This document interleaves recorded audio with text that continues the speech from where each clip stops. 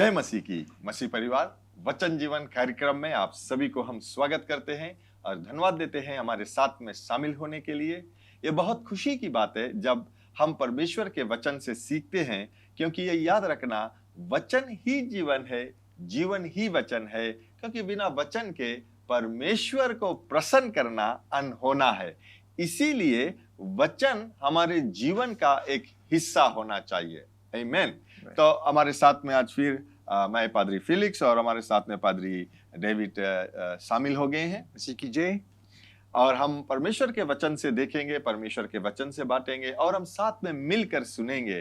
प्यारे लोग, मैं आपसे ये कहना चाहता हूं कि वचन हमारे जीवन के लिए बहुत जरूरी है। और शायद ये आप सुन रहे होंगे कि हर एक के जो समय मैं यही कहता हूं, क्योंकि मेरा काम है आपको याद दिलाना। और शायद जो वचन भी हम जो सुनते हैं, आप सोचते हो कि पादरी आप फिर से वही वचन बता रहे हो। मैं ये कहना चाहता हूं आपसे कि नमूने के तौर पर अगर हम देखें, अगर आप आज जाकर चिली चिकन ऑर्डर किया और चिली चिकन आप खा लिया, क्या आप जिंदगी भर फिर चिली चिकन नहीं खाओगे? या वो कहोगे कि ओ बहुत स्वाद था, इतना उसका जो स्वाद था मुझे इस स्वाद कहीं मिला नहीं। क्या आप लौटकर फिर नहीं खाओगे? जरूर खाओगे। उसी प्रकार से परमेश्वर का जो वचन है सर्वदा हमारे आंखों के सामने रहना चाहिए, सर्वदा हमारे कानों में सुनाना चाहिए, सर्वदा मैं अगर सरल से ये कहूं, परमेश्वर का जो वचन है वो हमारे एक अंग की तरह या हमारे जीवन की एक पार्ट होना चाहिए। क्योंकि जब हम कहीं पर भी रहे, वचन हमें नहीं छोड़ेगा।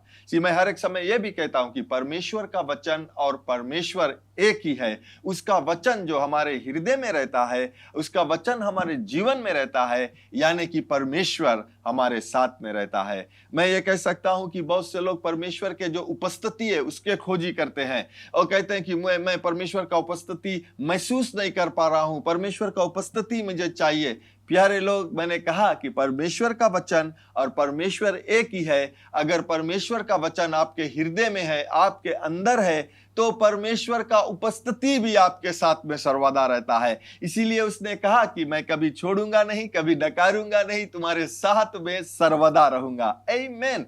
तो उसी प्रकार से परमेश्वर का जो वचन है उसे हमें छोड़ना नहीं है। वो सिर्फ इतवार के लिए नहीं है कि ओ एक रोज हम परमेश्वर का वचन सुन लिया, मेरे लिए बहुत हो गया है। कभी नहीं। जिस प्रकार से आप एक रोज या भोजन नहीं करते हो, या आपने सुबह का भोजन कर लिया तो आप कहोगे ओ मुझे अब दोपहर का भोजन नहीं करना है, मुझे सांझ का भोजन नहीं करना है, क्योंकि मैंने भोजन तो कर लिया। मैं अब भोजन किया है इतवार को दिन में, तो मैं अब नेक्स्ट वीक या अगले सप्ताह इतवार को करूंगा। कोई ऐसा नहीं करता है, क्योंकि हमारा जो शरीर है वो भोजन चाहता है। इसीलिए भोजन हम सुबह करते हैं, इसीलिए हम भोजन दोपहर को करते हैं, इसीलिए भोजन हम सांझ को करते हैं। उसी प्रकार से मैं आपको तेजित दिलाना चाहता हूं कि परमेश्वर का जो वचन है वो भी हमारे लिए उससे भोजन से ज्यादा जरूरी है कि हम सुबह, दोपहर और सांझ को या जब भी, इसीलिए कहता है, दाऊद कहता है कि हम परमेश्वर के वचन में दिन और रात ध्यान लगाते रहे। दिन और कब? दिन और रात। हर एक दिन जो 24 घंटा रहता है, 24 hours a day, 7 days a week, परमेश्वर का वचन हम लोग के जीवन में सर्वदा या उसमें ध्यान लगाना चाहिए। जिस प्रकार से हम सांस लेते हैं, बिना सांस अगर हम एक रोज आज जीते हैं, 24 आवर्स एक रोज में रहता है, तो 24 आवर्स हम सांस को लेते हैं। 7 डेज अ वीक रहता है, हम 27 डेज अ वीक हम सांस लेते हैं। 365 डेज एक साल में रहता है। उसी प्रकार से प्यारे लोग, हम लोगों को परमेश्वर के वचन में बनना बहुत जरूरी है। क्योंकि जब हम परमेश्वर में बनते हैं, परमेश्वर के वचन में हम देखते हैं और उससे सीखते हैं, वो हमारे मन में होकर हमारे हृदय में जाकर बसता है। और जब उसकी जरूरत रहता है वो हमारे हृदय से निकल कर आता है। और वही वचन हमें और आपको बचलाता है या बचाता है, वही वचन हमें उस समय पर बतलाता है कि क्या हमें करना है, क्या हम परमेश्वर हम लोगों को बतलाता है। तो प्यारे लोग, मैं आपको उत्तेजित करना चाहता हूं आज कि परमेश्वर के वचन में हम बना रहे, परमेश्वर के वचन में ही रहे और दिन और रात हम उसमें ध्यान लगाते रहे। आमीन। प्रभु की जय। और आज का जो हमारा विषय है वो यह है कि आप क्या कह रहे हो। ओ हालेलुया। तो आप कहोगे कि पादरी साहब आप वचन को सवाल में पूछ रहे हो कि ये बहुत जरूरी है, क्योंकि मैं सवाल आपको देता हूं और आपको अपने आप को सवाल करना है कि मैं क्या कह रहा हूं, क्योंकि हम जो कहते हैं वो हमारे जीवन में कार्य को करता है। हमारा वचन जो है वो हमारे जीवन में कार्य को करता है। क्योंकि अगर हम जो अच्छा धर्मशास्त्र में देखते हैं, आमीन, तो हमारे साथ में पादरी है जो हमारे लिए पढ़ेगा प्रोवर्ब्स चैप्टर 18 वर्स 20 और 21। देखते हैं क्या कहता है।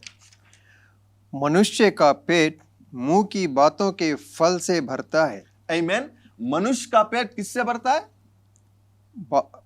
मुंह के बातों के फल से।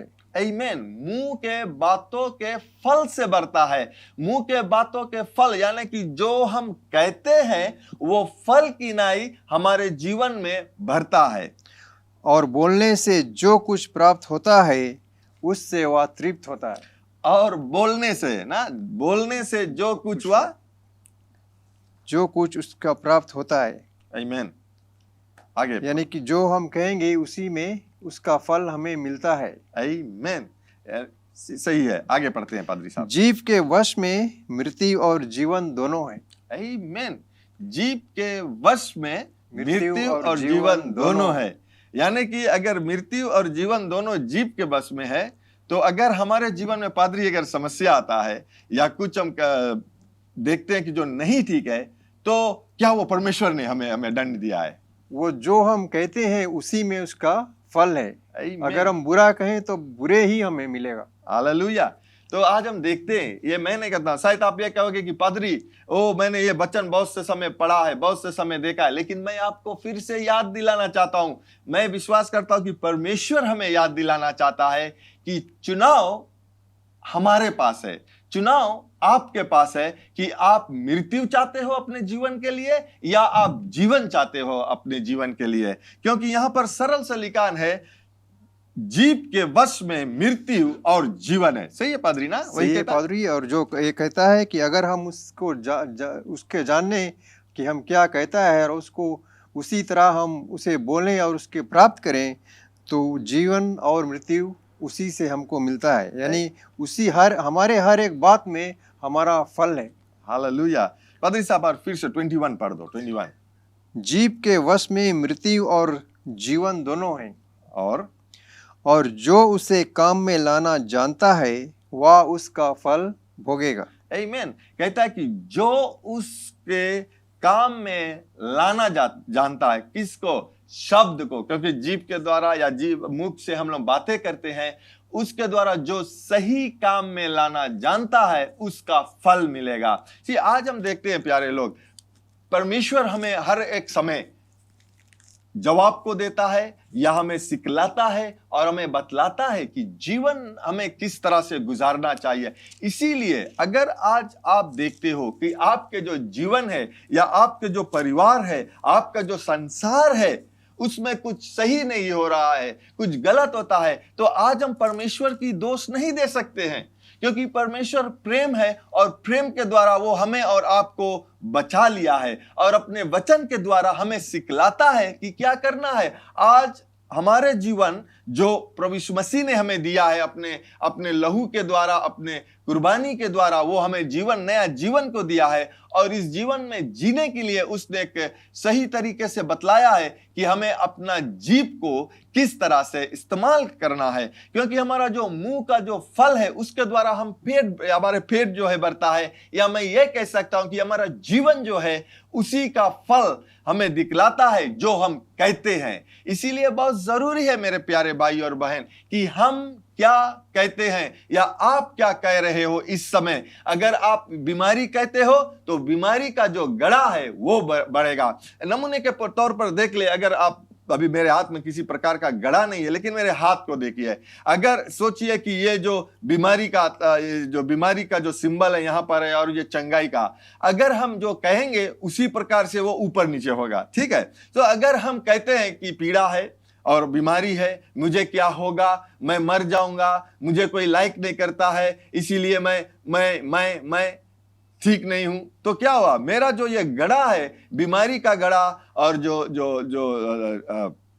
जो अच्छा गड़ा नहीं, वो ऊपर जाता है। लेकिन हम अगर परमेश्वर के वचन को कहेंगे कि उसने हमारे विषय में क्या कहा है, चंगाई के विषय में, आशीष के विषय में, अच्छी विवाहित जीवन के विषय में, अगर वो कहेंगे हम और कहेंगे कि यीशु के कोड़े खाने से मैं चंगा हूं, पीड़ा जब मेरे शरीर में आता है तो मैं कहूंगा धन्यवाद यीशु कि आपके कोड़े खाने से मैं चंगा हूं, तो क्या होता है? हमारा जो बुरा या जो बीमारी का जो गड़ा है वहीं रुकेगा या नीचे जाएगा, लेकिन जो चंगाई का जो गड़ा है वो बढ़ता जाएगा।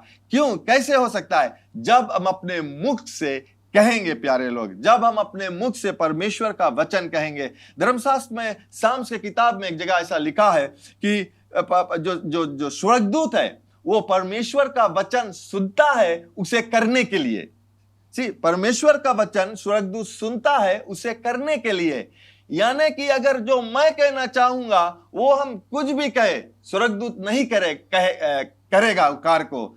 शायद हम परमेश्वर का वचन या परमेश्वर का वचन भी बोलते हैं, वो मेरे वचन नहीं है लेकिन परमेश्वर का वचन है। इसीलिए जब स्वर्गदूत परमेश्वर का वचन सुनता है वो कार्य को करता है, वह हमारे जीवन में कार्य को करता है, हमारे जीवन में जो जरूरी है वो लेकर आता है, क्योंकि स्वर्गदूत परमेश्वर का वचन सुनता है और उसे करता है। इसीलिए हमारा जो शरीर है, प्यारे लोग, हमारा शरीर भी उसी प्रकार से हमारे शब्दों को, हमारे वचनों को सुनता है। आप सवाल कर सकते हो कि पादरी कैसे सके सुने? मैं बतलाना चाहूंगा कि ये जो शरीर भी है परमेश्वर ने अपने वचन के द्वारा बनाया। जिस प्रकार से अगर आप किसी भी टोयोटा कार को लेते हो तो अगर मोटर बिगड़ जाता है तो किसके पास ले जाते हो? जो वो मैकेनिक है, जो मैन्युफैक्चरर है, उसके पास ले जाओगे तो वो टोयोटा के पार्ट्स के बारे में जानेगा। ये शरीर परमेश्वर ने बनाया है, हमें किसके पास ले जाना है?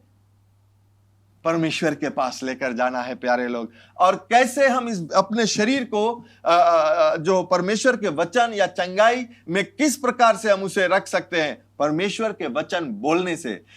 हमने पढ़ा है यहाँ पर प्रोवेर्ब्स 18, 20 और 21 में पढ़ा है, वहां पर कहा है कि जीभ के बस में जीवन और मृत्यु है। अगर आप जीवन देखना चाहते हो तो अपने जो शब्द है उसे बदल दीजिए, या अपने आप को आज बैठकर जांचिए कि आप क्या कहते हो ना। अभी के बहुत सिंपल हो गया, प्यारे लोग, कि बहुत से लोग के पास, जिसके पास छोटे बच्चे को पास फोन है, लेकिन आज के जो फोन है उसमें रिकॉर्डा भी रहता है। तो ऐसा करो, आप आज अगर आप रिकॉर्डा ऑन कर लो और देखो और बाद में रिकॉर्डिंग करो कि आप क्या कह रहे हो। आप अपने पत्नी के साथ में बैठकर कैसे बातें कर रहे हो, अपने बच्चों के साथ में बैठकर कैसे बातें कर रहे हो, अपने पति के साथ में बैठकर कैसे बातें करते हो, और अपने यार दोस्त जब आप मिलते हो उससे कैसे बातें करते हो। और फिर उसके बाद में आप अपना जो रिकॉर्डिंग है वो सुनिए, तो आपको पता चलेगा कि आप ऐसे कैसे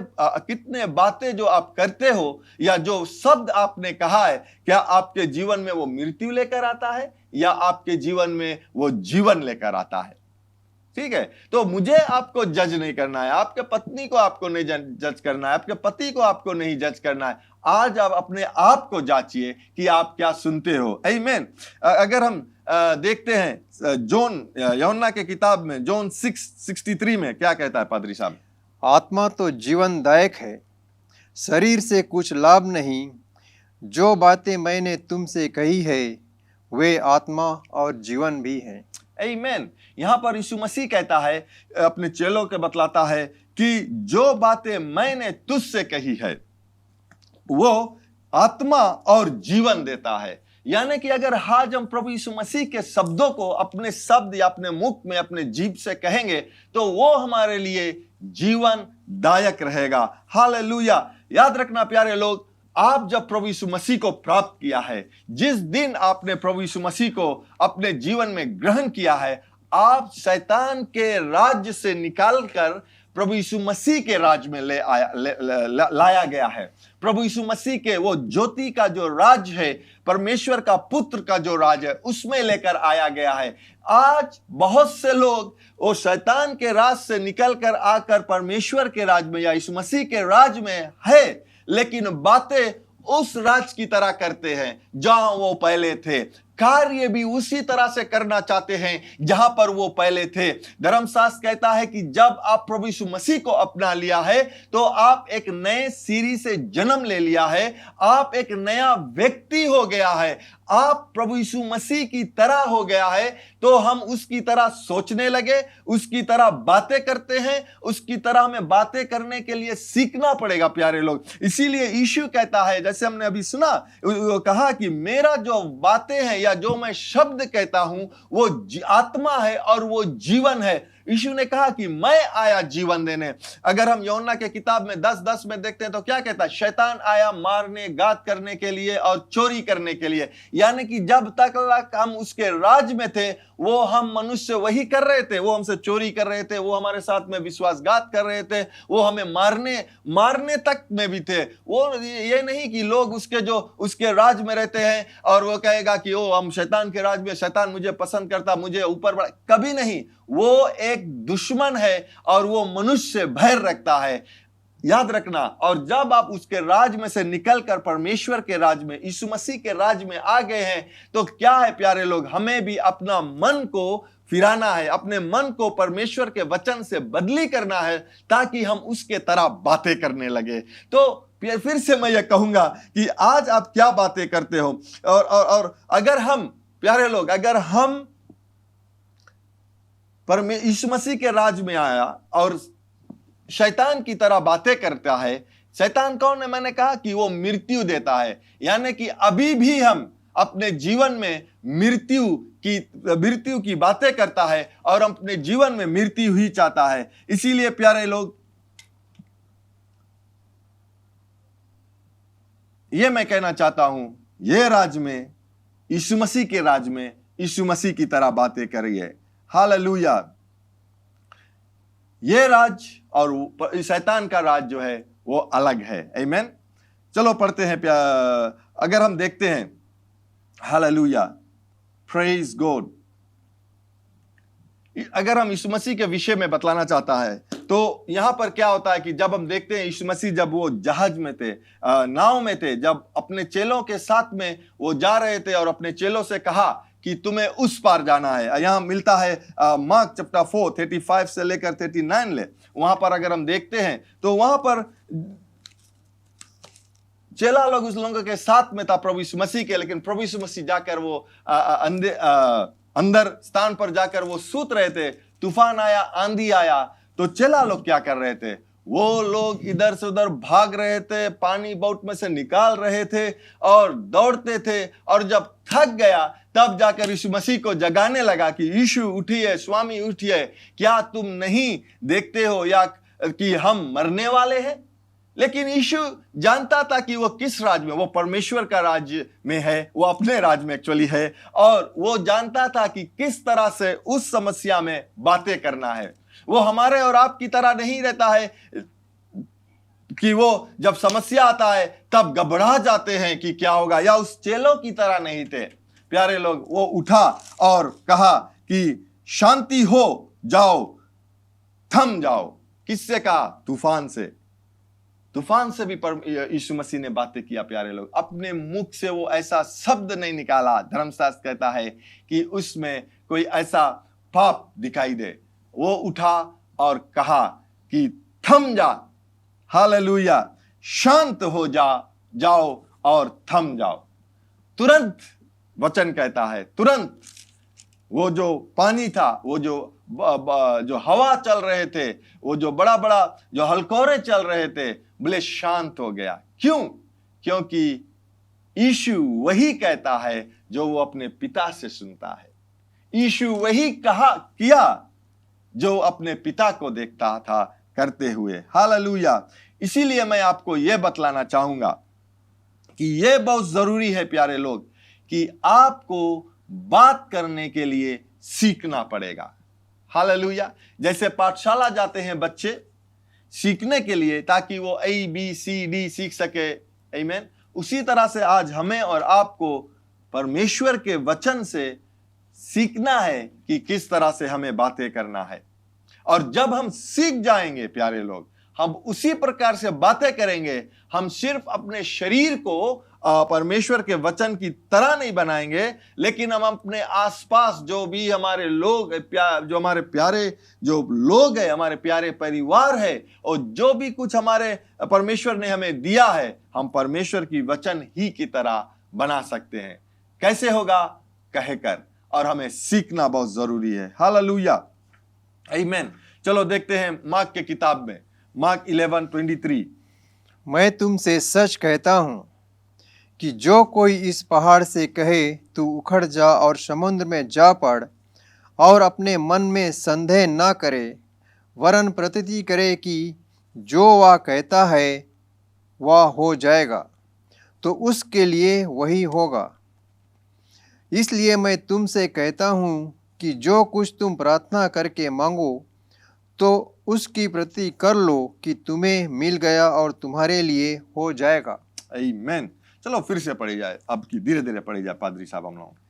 मैं तुमसे सच कहता हूँ। यहाँ पर हम देखते हैं कि प्रभु यीशु मसीह अपने चेलों से कह रहा था, आज आपसे कह रहा है कि मैं तुमसे सच कह रहा हूँ कि जो कोई इस पहाड़ से कहे, कि जो कोई इस पहाड़ से कहे तू उखड़ जा और समुद्र में जा पड़, राइट, और अपने मन में संदेह ना करे, और अपने मन में संदेह ना करे। ये जो बात है प्यारे लोग, आज बहुत से लोग कहता है कि ओ हमारे पास बहुत बड़ा विश्वास है, हमारा विश्वास जो है बहुत बड़ा है। कहाँ है? बड़े हमारे दिल के अंदर है, हम लोग दिखलाता नहीं है। लेकिन पर जो विश्वास है वो लोग देख सकते हैं और सुन सकते हैं। आमीन। तो आप कहोगे कि पादरी कैसे हो सकता है? तो चलो मैं कहानी को बतलाते हैं आपको। ये कहानी भी आप सुना होगा, वो धर्मशास्त्र की कहानी है। तो यहाँ पर हम देखते हैं कि जो 4 दोस्त थे और एक और दोस्त जो काट में लेटे थे, जो पैरालाइज, जो चल नहीं सकते थे शरीर से, वो लुंज थे, और उसे लेकर आए जहां पर प्रभु यीशु मसीह थे। ठीक, लेकिन जब उस मकान, उस घर पर जब आए तो वहां पर कहता है कि जो दरवाजे के रास्ते से जाने के लिए जगह ही नहीं था, क्योंकि इतने लोग थे। तो ये जो 4 दोस्त थे, उन लोगों ने क्या किया? वो लोग उस घर, उस मकान का जो रूफ था उसके ऊपर चढ़ गया, और कहता है कि वो जो रूफ जो है उसे उठाकर वो अपने दोस्त को रूफ के रास्ते से नीचे, छत के रास्ते से नीचे लेकर आए, रस्सी के द्वारा उसे नीचे किया।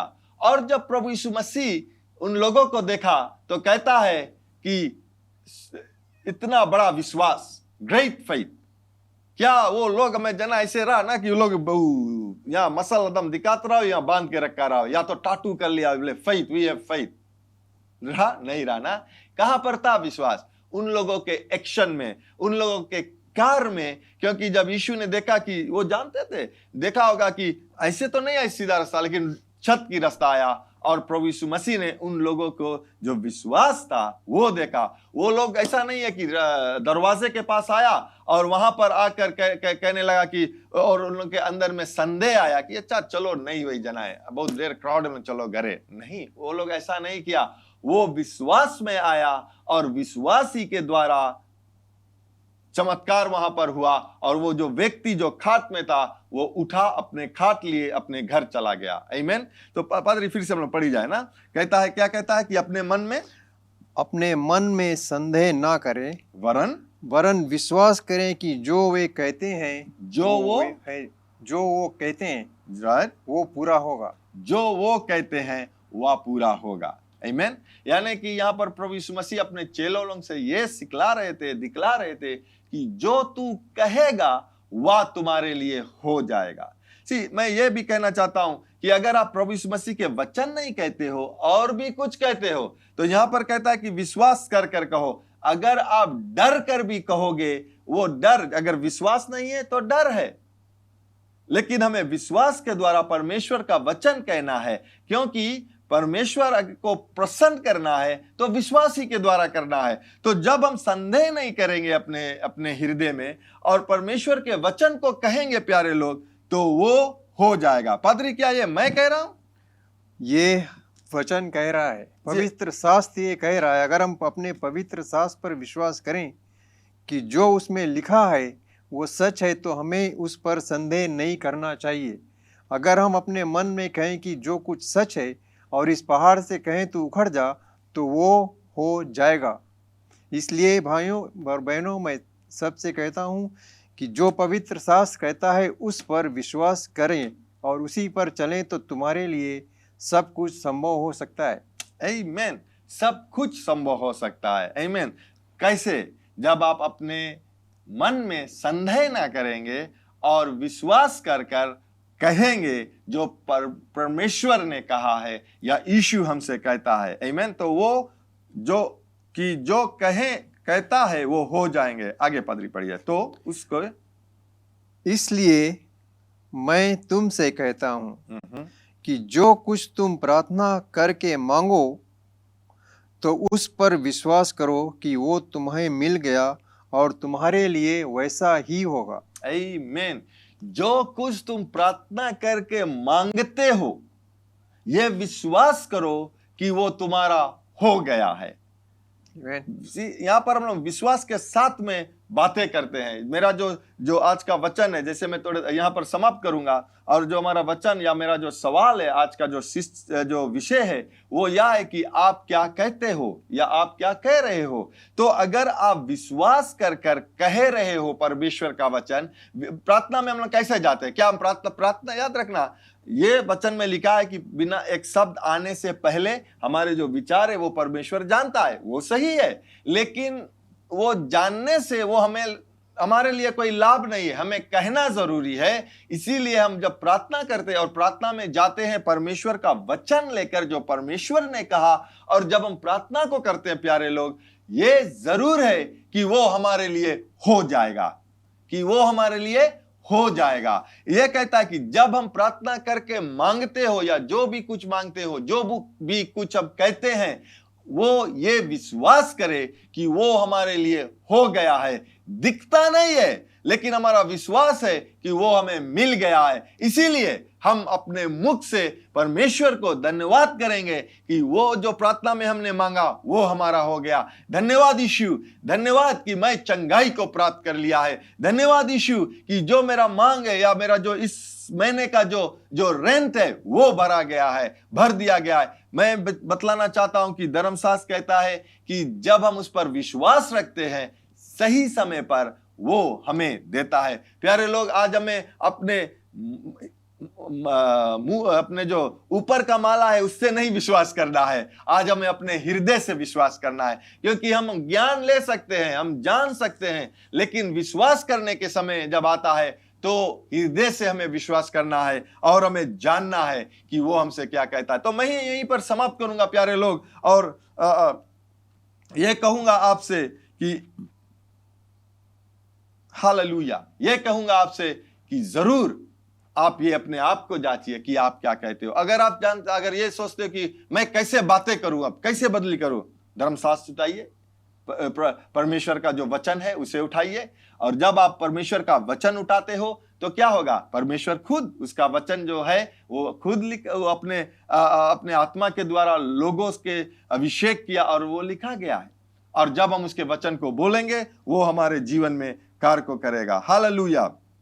हम अंत में ये कहेंगे कि विश्वास जो है उसका विश्वास बोलना या कहना और कार्य करना बहुत जरूरी है हमारे लिए। विश्वास है बोलना और फिर कार्य को करना, और जब हम कार्य को करेंगे वो हमारे लिए हो जाएगा। हालेलुया। तो मैं यहीं पर समाप्त करूंगा। जरूर मैं ये विश्वास करता हूं कि जरूर आपने उत्तेजित को पाया है परमेश्वर के वचन से, और अपने जीवन में ये देखोगे कि परमेश्वर कैसे कार्य को करता है अपने वचन के द्वारा। आमीन। तो क्यों ना हम प्रार्थना को करें साथ में। दयावान परमेश्वर, दयालु प्रभु, आपका जो दया है वो सर्वदा के लिए है। इसलिए परमेश्वर अपने दया के द्वारा हम लोगों को आप सिखलाता है अपने वचन के द्वारा कि हमें किस प्रकार से जीवन जीना चाहिए। आज आपने हमें सिखलाया है कि किस तरह से हमें बातें करना चाहिए। तो मेरे आवाज को जो लोग सुनते हैं, परमेश्वर, मेरा प्रार्थना ये है कि आपका दया, आपका ज्ञान इन सब पर रहे प्रभु जी, ताकि हम जो शब्द कहते हैं उसे बदली कर आपके वचन से वही कहे और हमारे जीवन में वो जरूर कार्य को लाएगा, क्योंकि परमेश्वर आप जागृत है अपने वचन को पूरा करने के लिए। धन्यवाद यीशु आपके चंगाई के लिए जो इस समय हर एक लोगों पर प्रकट होता है। आपके चंगाई इस समय हर एक शरीर में प्रकट होता है यीशु आपके पवित्र नाम से। पिता, मेरा प्रार्थना यह भी है कि अगर जो जिसकी नौकरी की या किसी भी कमियां से गुजर रहे इस समय, आप भरपूरी से भरेगा, आपके पवित्र नाम से आमीन। एक बार फिर आपको हम धन्यवाद देते हैं हमारे साथ जुड़ने के लिए। लेकिन सबसे अच्छा उपहार और आशीष जो परमेश्वर देता है वो है अनंत जीवन। वो अनंत जीवन और पाप क्षमा यीशु पर विश्वास करने से ही आता है। तो अगर आप यीशु पर विश्वास करना चाहते हो, पूरे हृदय और दिल से उसको अपना आत्मा देना चाहते हो और आज से उसके पीछे होना चाहते हो, बपतिस्मा लेना चाहते हो, कलीसिया को ज्वाइन करना चाहते हो या उसमें शामिल होना चाहते हो, वो शुरू होता है आज और अभी जब आप इस प्रार्थना को हमारे साथ करोगे। तो हमारे साथ प्रार्थना कीजिए, मन से विश्वास कीजिए और कहिए, दयावान पिता, मैं विश्वास करता हूं तेरे पुत्र यीशु पर। यीशु, तू मेरा प्रभु है। तू मुझे आज मेरे पापों से मुझे क्षमा दिला, मेरे दिल में आ, अपने आत्मा से भर। मैं विश्वास करता हूं कि तू स्वर्ग से आया, मेरे पाप के लिए मरा और तीसरे दिन जी उठा, फिर से आने वाला है। मुझे मदद कर, आत्मा से भर, विश्वास में चला, यीशु के नाम से, आमीन। अगर आपने वो प्रार्थना किया है, मेरा पूरा विश्वास है आप अगर दिल से किया है, आपके सारे पाप क्षमा हुए, आप एक नए जीवन, नए सृष्टि बने हो। तो मैं चाहता हूं अगर आप हमें संपर्क करोगे, हम लोग आपको मदद करना चाहते हैं विश्वास के कदम में या विश्वास के जीवन में चलने के लिए, और आपको उत्तेजित करते हैं, कलीसिया ढूंढिए, बाइबल को पाइए, बाइबल पढ़िए और अपने विश्वास में मजबूत बनिए और अपना जीवन यीशु के लिए जिए। धन्यवाद एक बार फिर आप हमारे साथ होने के लिए। परमेश्वर आपको बहुतायत से आशीष दे और ये हमेशा याद रखना कि यीशु मसीह ही प्रभु है। Learn more from God's Word and send us your prayer request by visiting our website www.jclm.org, or you can like our Facebook page, Jesus Christ is Lord Ministries, to keep up with the now word of the Lord for the season. Follow us on Instagram, JCLMPG. Better still, subscribe to our YouTube channel, JCLMPG, to receive the latest teaching of God from the ministry. If you like to host Brother Brian for teaching and ministering at your church, or host a conference, you can contact our church office 3315202.